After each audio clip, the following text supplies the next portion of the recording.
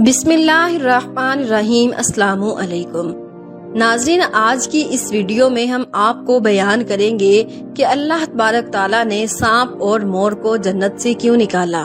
ان دونوں نے ایسا کیا گناہ کیا تھا کہ اللہ تعالیٰ نے ان کو جنت سے نکال دیا اور ان کو بدصورت بنا کر زمین پر نازل کر دیا۔ سانپ اور مور جنت سے آئے ہوئے جانور ہیں۔ جنت میں گھومنے پھرنے اور کھانے پینے کو بہت کچھ تھا، لیکن جنت میں اکیلے اور تنہا ہونے کی وجہ سے حضرت آدم علیہ السلام اداس رہتے تھے۔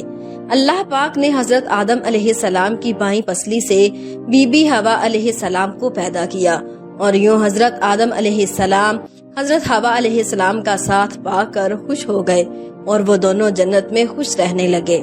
اللہ تعالیٰ نے ان سے ارشاد فرمایا کہ تم دونوں جنت میں جہاں چاہو گھومو پھرو، جو کچھ چاہو وہ کھاؤ پیو، لیکن خبردار اس درخت کے قریب مت جانا اور نہ ہی اس درخت کا پھل کھانا۔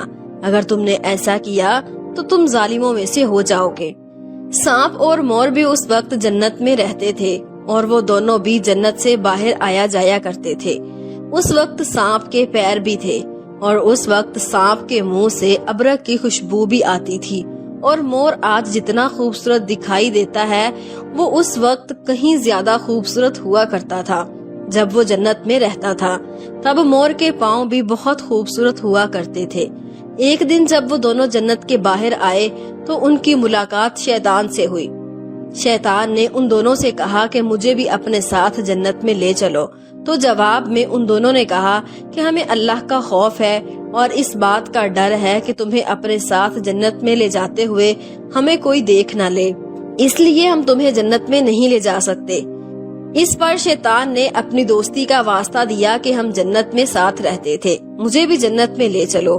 مور نہ مانا، لیکن شیطان نے ان کو دائمی زندگی کا خواب دکھایا، جس پر سانپ مان گیا، اور سانپ نے شیطان کو مشورہ دیا کہ تم میرے منہ میں بیٹھ جاؤ اور میں تمہیں جنت میں جا کر اگل دوں گا، اور اس طرح تمہیں کوئی دیکھ نہیں سکے گا۔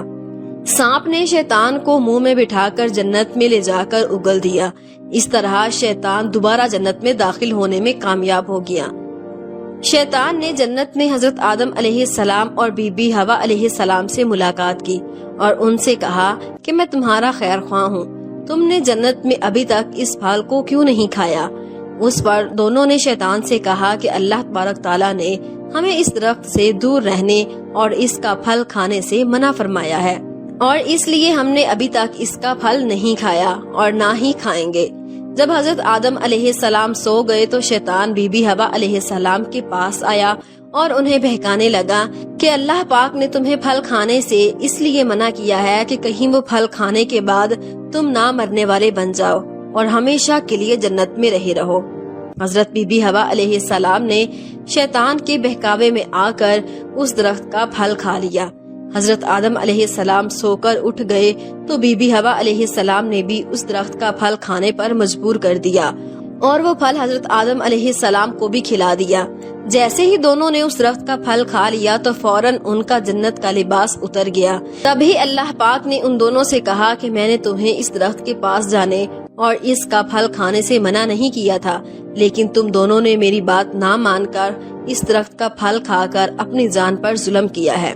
تبھی حضرت آدم علیہ السلام اور بی بی حوا علیہ السلام کو اپنی اس غلطی کا احساس ہوا اور انہوں نے اللہ پاک سے معافی مانگی، تو اللہ پاک نے انہیں معاف فرما دیا اور ان دونوں کو جنت سے نکال کر زمین پر نازل فرما دیا اور فرمایا کہ زمین پر ایک خاص وقت تک تمہارا ٹھکانہ ہے اور تم زمین پر ہی رہو گے۔